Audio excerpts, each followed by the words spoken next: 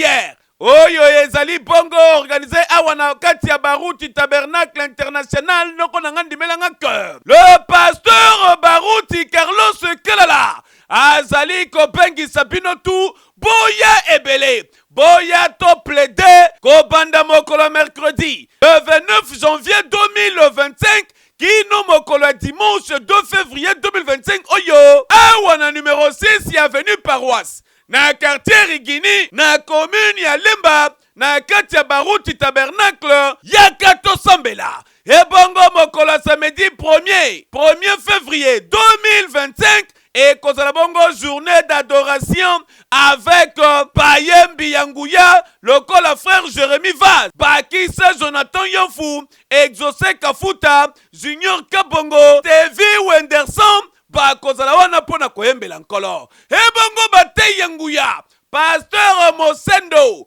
oyo ya kati ya Baruti Tabernacle la République démocratique du Congo, akozana rendez-vous. Bakisa lisusu, pasteur Franck Mwanda, oyo azali kouta na mboka Bruxelles. Ndeko ya Congo, semaine de jeûne et prière, boya epele avec maman Natem, venez et plaidons. Oyoki, nayoki bien.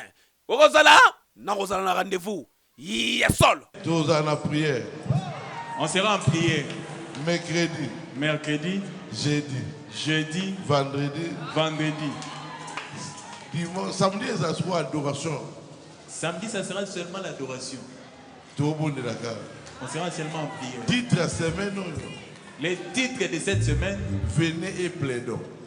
Boya to solo là. Ah oui. Tout solo là y est moko. Parlons avec lui.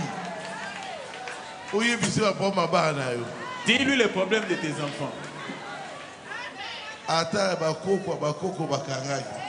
Même si on a enchaîné la génération des générations. Toi tu n'étais pas là mais Jésus était là. Ça sera terrible. Terrible. Il y aura beaucoup de surprises. Ah, la quoi.